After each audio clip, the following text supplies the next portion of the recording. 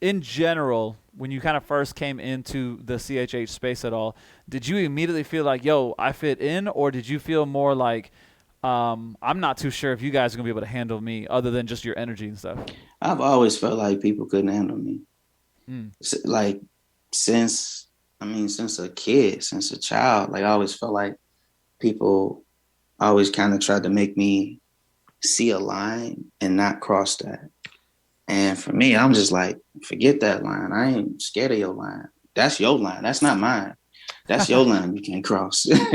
I can cross it. And so I've always kind of felt like people have made me try to live within their lines or their boxes or their bubbles or their spaces, and and try to help me find ways to be successful in those bubbles. But for me, I'm just kind of like I don't want to be in that box.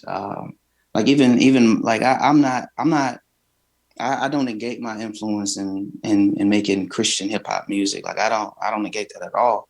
Yeah. But in the same sense, I'm like I'm not here to just stay here. Like this is great and all. Like running around and and getting excited for Jesus. I love that. Yeah. But at the same time, I'm like there are other things I want to be able to experience and be able to do that this bubble may not necessarily be wired to embrace those other things. It may not True. even be Yeah. it may not even have the system to function that way.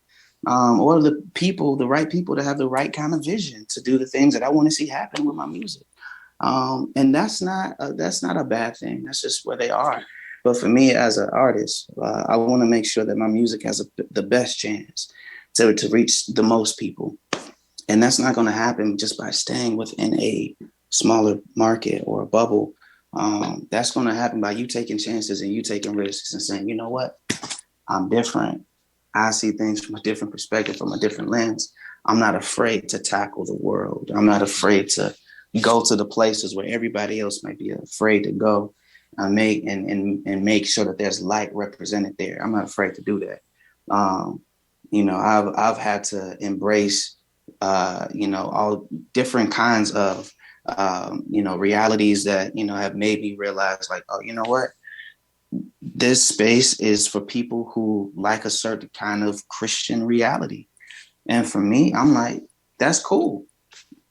But for me, I want to be able to do more. I want to be able to, be able to see more, do more, experience more with my music. And so, yeah, coming out the gate, yeah, I did kind of feel different. I did kind of feel like, I had to tailor my music to make sure I was embraced by people who ran the radio stations or who was in charge of the festivals or who, was the stakeholders for, conferences. Like I feel like I had to tailor some of my music to make sure I can get on those platforms.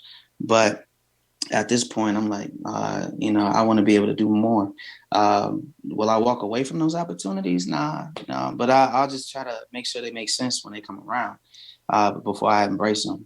So, but yeah, all that's just to say, man. Like I love how people have embraced my music the way it is.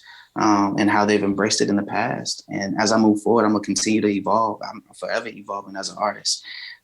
So you might hear my music in your church. You might not. You might hear it on the radio. You might not hear it on the radio. You Right. might Right. hear it, what I'm saying, in a stadium. You never know now. But I'm here to make sure that my music can go more and beyond what people have typically heard my music. And that's mainly in the Christian space. I'm looking to extend and get a little bit further out there, man, just to give my music a chance. Because I think there's a lot more darkness that need light, and that light ain't gonna get there by itself. You got to take it there. Amen. So Amen. yeah, Amen.